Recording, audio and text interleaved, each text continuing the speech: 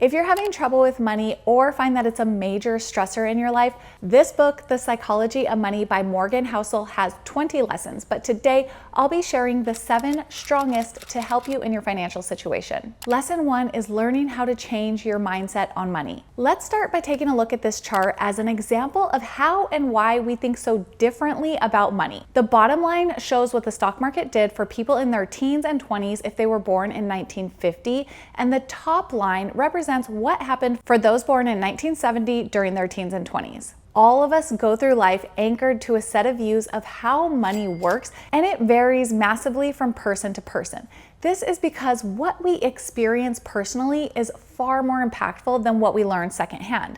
That chart helped me to understand why not everyone is as passionate about investing as I am. I've only been investing my own money through a bull market up until last year's correction. Others have radically different experiences, and while I've known that from studying the history of the stock market, feeling it is different. Every decision people make with money is justified by taking the information that they have at the moment and plugging it into their unique mental model of how the world works. Did you know that it wasn't until the 1980s that the idea that everyone deserves a dignified retirement took hold? I was born in '83, and when I got my first corporate job, filling out 401k paperwork was part of the onboarding process. Although I had no clue what any of it meant, retirement has always been a thing for me in my experience. My mom, however, moved to the US from India in her 20s, and she recently told me that she didn't know about saving for retirement until she learned about it from my videos here on YouTube. It shouldn't be a surprise that many of us aren't great at saving and investing for retirement. We're all newbies.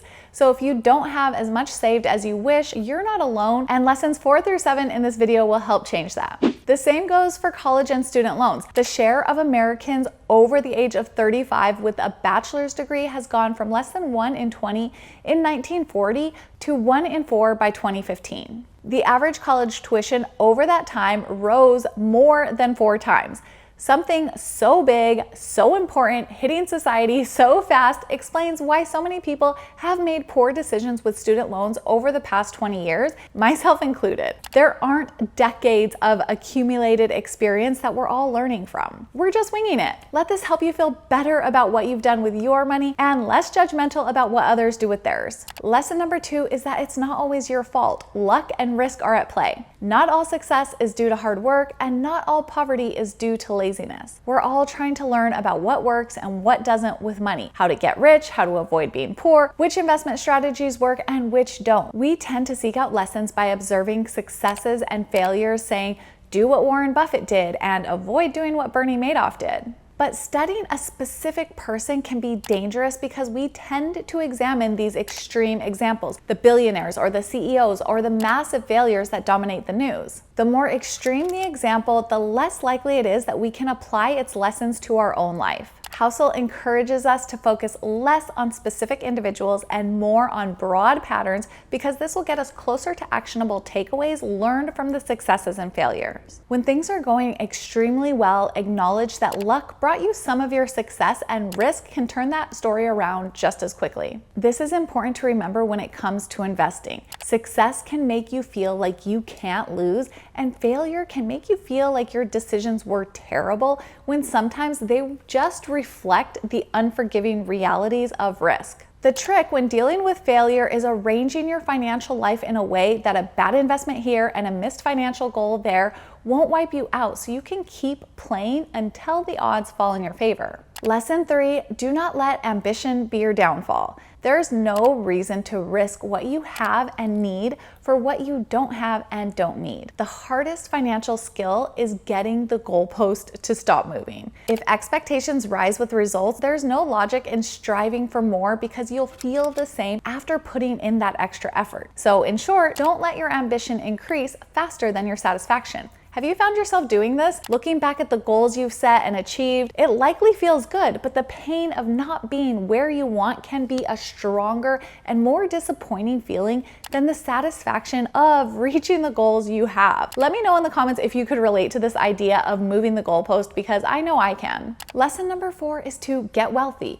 Tap into the power of compounding to grow your money. When compounding isn't intuitive, we ignore its potential and focus on solving problems by other means. Not because we're overthinking, but because we rarely stop to consider compounding's potential. Good investing isn't about seeking the highest returns, because the highest returns tend to be one-off hits that cannot be repeated. It's about earning pretty good returns that you can stick with and repeat over time. That's when compounding runs wild. If you haven't started investing yet, or you haven't found a strategy you feel confident in sticking with for the long run, I've got a free 3-part training that can help you out, linked below. Lesson number 5 is to stay wealthy. Taking risk, being optimistic, and putting yourself out there is what's required to get money, but keeping that money requires the opposite. It requires humility and a fear that what you've made can be taken away from you just as fast. Staying wealthy requires us to develop a survival mindset with money. Housel gives us 3 tips to help with this. First, focus more on being financially unbreakable than chasing big returns. When you're financially unbreakable, you have a greater chance of sticking around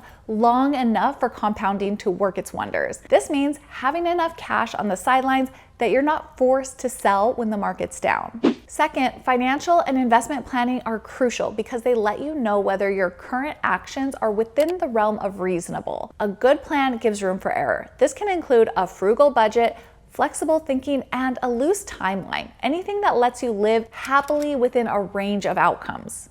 Third, be optimistic about the future, but paranoid about what will prevent you from getting there. You can be optimistic that the long-term growth trajectory is up and to the right with investing, but equally sure that the road between now and then is filled with landmines and always will be. Lesson 6 today is that wealth is what you don't see. Deep down, you probably want to be wealthy. You want freedom and flexibility, which is what money in the bank gives you.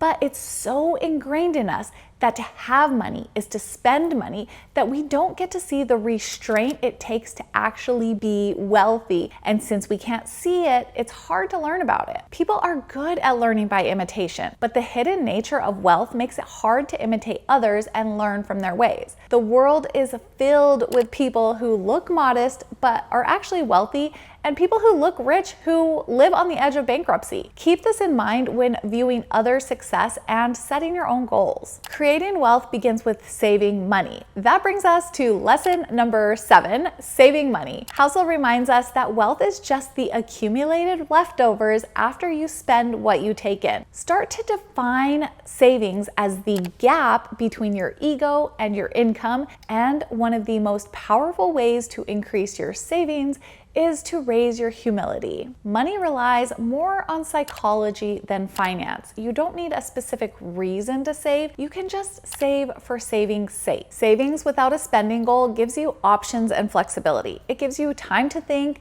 lets you change course, and make decisions on your own terms. Every bit of savings is like taking a point in the future that would have been owned by somebody else and giving it back to yourself. Let that point light up a deep desire within you to save more money. Having more control over your time and options is becoming the #1 most valuable currency in the world. Once you've saved 3 to 6 months of runway for your expenses, it's time to consider investing. Check out this video I made on how to invest your first $1,000, or check out my Intro to Investing 3-part workshop linked in the description below. Thank you so much for watching, and I'll see you on the next one. Bye!